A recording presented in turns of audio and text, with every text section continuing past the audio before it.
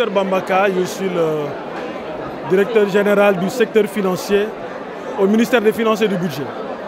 Je voudrais d'abord, au nom de Monsieur le ministre des Finances et du Budget, remercier Madame la Présidente de la Fédération des sociétés d'assurance au niveau du Sénégal de nous avoir conviés à cette importante rencontre consacrée à un thème qui est extrêmement important sur la mobilisation de l'épargne au niveau intérieur par les sociétés d'assurance qui sont des investisseurs institutionnels. Et ce thème aujourd'hui rentre dans le cadre des grandes orientations du nouveau référentiel de la politique économique de son Excellence Monsieur le Président de la République pour un Sénégal souverain, juste et prospère. Et on est dans un contexte où aujourd'hui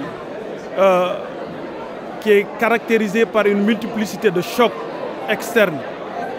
Et dans ce contexte également, ce qu'on constate, c'est qu'il y a une hausse des taux directeurs au niveau des différentes banques centrales au niveau extérieur, d'où la nécessité de mettre l'accent sur la mobilisation des ressources intérieures, surtout de l'épargne intérieure au niveau national. Et c'est tout le sens aujourd'hui de ce salon qui rentre en droite ligne avec le nouveau référentiel qui met l'accent sur la mobilisation de l'épargne longue pour faire face à nos besoins de financement au niveau interne. Et ces besoins de financement aujourd'hui sont énormes et vous savez que le Sénégal aujourd'hui c'est un pays qui fait face à un déficit d'épargne par rapport à ses besoins de financement qui tourne autour de 10% en moyenne du PIB par an. Donc ce qui est énorme.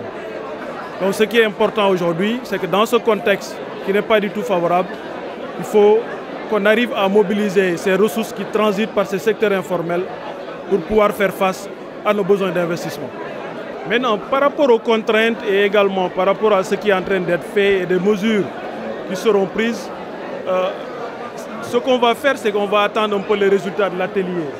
Et le ministère sera très attentif, le ministère des Finances sera très attentif par rapport aux résultats de l'atelier pour nous permettre, à travers une concertation tripartite, société d'assurance, mais également tout ce qui tourne autour de l'administration, mais également les partenaires techniques et financiers, pour voir quelles sont les mesures à prendre en termes de fiscalité, en termes d'inclusion financière, mais également par rapport aux autres thèmes, aux autres points de réforme qui ressortiront par rapport aux différentes contraintes qui seront soulevées à l'occasion de ce salon-là. Donc nous serons très attentifs par rapport aux résultats de ce salon.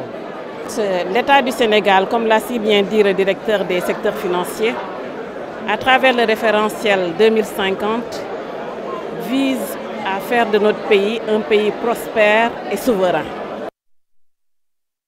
Et de souveraineté parle aussi de développement économique endogène. Ça veut dire que nous devons être capables de mobiliser notre épargne nationale et mobilisation sur la durée. On ne peut pas parler de ressources mobilisées sur la durée sans parler de l'assurance vie. C'est le meilleur véhicule pour mobiliser de l'épargne sur la durée. Donc c'est la raison pour laquelle nous, en tant qu'assureurs vie, on s'est senti impliqués dans cette vision et on veut jouer aujourd'hui notre partition. Pour ce faire donc, nous avons besoin de faire connaître d'abord nos produits aux populations, parce que M. Thiam l'a dit ce matin, M. Papseni Thiam, qui est le directeur de NSIA Vie et qui a eu à diriger le comité scientifique, il l'a dit aujourd'hui au niveau de la presse, les assurances ont des produits, des outils qui sont mal connus du public. Donc ces outils aujourd'hui, on les met à la disposition du public pour collecter de l'épargne, épargne après qu'on va injecter dans l'économie. Parce que qui parle de souveraineté, parle de possibilités de développement endogène, c'est extrêmement important. Donc aujourd'hui, on a voulu démontrer à travers ce salon, à l'État du Sénégal d'abord, que nous avons un rôle à jouer dans le développement économique, mais également à la population sénégalaise, leur démontrer que nous avons des produits que nous pouvons mettre à leur disposition. C'est la raison pour laquelle un des thèmes d'ailleurs, c'est la protection sociale. Donc le Sénégalais aujourd'hui ne doit plus compter sur autrui pour pouvoir vivre tranquillement et plus tard, même après sa retraite également, pouvoir continuer à vivre normalement et confortablement, sans lui-même mobiliser de l'épargne. Il y a des possibilités de l'épargne avant qu'on faisait à travers les tontines, les tours et autres. Aujourd'hui, c'est possible de moderniser tous ces outils-là pour les mettre à la disposition, comme j'ai dit tantôt, à la disposition de l'État, sous forme de bons du trésor, d'obligations, de titres d'État, qu'on pourra donc mettre à la disposition de l'État et protéger l'épargne du Sénégalais. Parce qu'on a parlé de tontines et autres, mais ce n'est pas protégé. Alors que l'assurance, c'est protégé. Nous avons des régulateurs qui sont là, qui contrôlent les assurances. Les produits des placements sont contrôlés. Il y a des ratios de gestion qui sont respectés.